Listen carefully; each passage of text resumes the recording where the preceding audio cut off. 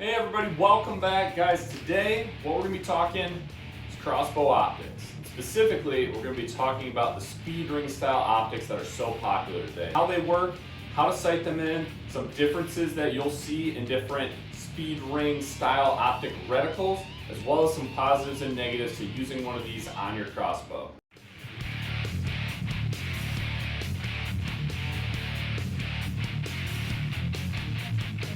Alright, so let's kick things off with how exactly do SPEEDRING style optics for crossbows work. I've got a couple units that we're going to use as examples here throughout this video. I've got the Lumix Speedring on my KI SWAT XP. This is a 1.5 to 5x variable power optic. And over here on my SWAT X1, this is the Maxview MV-36, a 2 to 7 variable power optic. Guys, how these work is what you'll notice on the actual variable power ring is speeds associated with magnification. So the higher speed settings are associated with the faster speed settings, the lower magnifications are associated with the slower speed settings. What that's doing to the ballistic dots inside of your reticle is it's moving those dots either farther apart or closer together relative to your target. So for the faster speed settings or the higher magnification setting, those dots are going to be much closer together. You're going to need less holdover per dot than you would with a slower crossbow or the lower magnification setting where you're going to need much more holdover to achieve those different ballistic dot ranges. Hopefully that makes sense, because that literally is all it's doing. And I encourage you, before you put your particular optic on your crossbow or before you sight it in, just play with it a little bit. So now we understand how these optics work, let's talk about how to sight them in. We're going to talk about two different reticle styles here. So on these KI optics and a lot of other brands, there's a reticle style where the very first dot inside the reticle is dead center in that reticle and all the other dots are right below it. That's how both of these are set up. That's what I'm most used to, and honestly you guys, that is the easiest to sight in, and I'll explain here in a minute. The other style of a reticle is where your first dot, like your 20-yard dot, is somewhere above the center of the actual reticle itself, and those are a little trickier. But starting with this style where the very first dot in the reticle is in the center, what you guys are going to do is you're going to sight that in for, on these particular optics, that's 20 yards. Get your speed ring set to what your bow is advertised as a starting point. If you're shooting left or right, go ahead and make those adjustments with your windage turret. If you're shooting up or down, go ahead and make those adjustments with your elevation turret and get sighted in 20 yards. What makes these particular optics with this reticle design easier to sight in is that first dot being in the center. That aiming point is not going to change when you zoom in or out or change the speed ring. That very center dot, that's going to stay sighted in. So now when you step back to a farther range, let's just say you went to 30 yards, the next dot in your reticle, you're going to take some more shots. If you need to move things left or right, go ahead and do it with the windage turret. But if you need to move things up or down, here's where you're going to adjust your speed ring. So if you're shooting a little high, you've probably got the speed ring setting a little too low, go ahead and speed it up a little bit. Go ahead and turn that magnification up a little bit and take a few more shots. The opposite if you're shooting low. Dial that speed down a little bit and take a few more shots. For our up and down adjustments now that we're sighted in with that very center dot, that first dot in our reticle at 20 yards, we want to make the rest of our up and down adjustments with the speed ring. Once you've got 30 yards set, you're probably going to be pretty close on some of your other dots, but I like to just go back a little ways. Go to something like 60 yards is usually what I do. Get down in that reticle a little bit, something that's spaced out quite a bit from your top 20-yard dot, and do the exact same thing.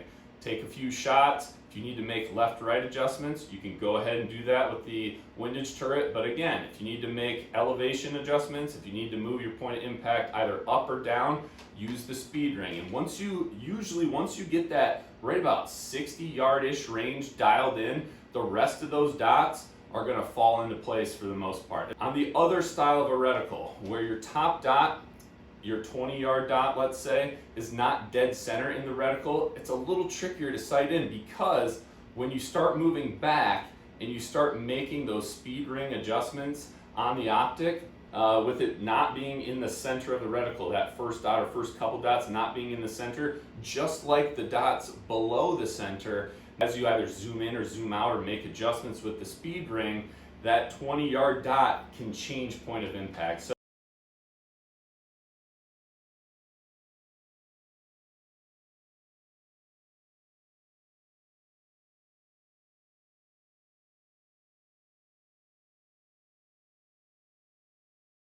an optic like this, I mean, I would start at 20 yards. I would get that dialed in, but just know as you start backing up, as you start trying to dial in the 30, the 40, you're probably going to have to go back to the ones up above it. I don't have a great method for doing this one. It's just it's a little more tinkering around. I actually have a PSE bow with some optics from PSE that has a reticle set up just like this, and it just takes more time. Everything that's above the center of the reticle and everything that's below, that spacing is what is changing as you dial in or as you tune the speed of your bow using the magnification. Also guys, be sure on most of these speed ring optics, they've got some way to lock the magnification setting or the speed ring into place so it doesn't move on you, doesn't change your calibration once you've got your bow dialed in. The Lumix one, it's got like a little set screw that you can tighten down and you can keep that ring from moving. On the MV-36 here, it's actually got a locking collar, which I like a little bit better. It locks nice and tight. It's a lot easier too to unlock it if you want to make changes. What I would also recommend is either, instead of just relying on those locking features, put a little etch or something. Just take like a nail, maybe etch your reticle just a little bit. If you ever need to go and reset things, you can just put a little Sharpie dot over that. You probably won't even notice it. Or just take your cell phone and take a picture and make sure you know the setting of your crossbow in case something gets bumped, moved, whatever, that you know exactly where you need to get back to and not have to do the whole sight-in process over again. So that is how you actually sight in these optics, and that's a few of the differences with the reticles. Let's talk about positives and negatives to using speed ring style optics on your crossbow. Positives, obviously guys, they're really cool and they work really well, and especially this style of reticle where that very first dot is in the center of your reticle. They're easy to sight in, they're easy to get dialed in and calibrated, and when they do, you've got a lot of very accurate aiming points. If you feel comfortable taking longer shots, you've got some optics that is going to take care of that for you and take the guesswork out of it, and give you actual aiming points for specific yardages. Also, most of the speed ring style optics, you guys, they come with illuminated reticles. I think most of them do. Both these KI ones do, which is awesome for low light conditions.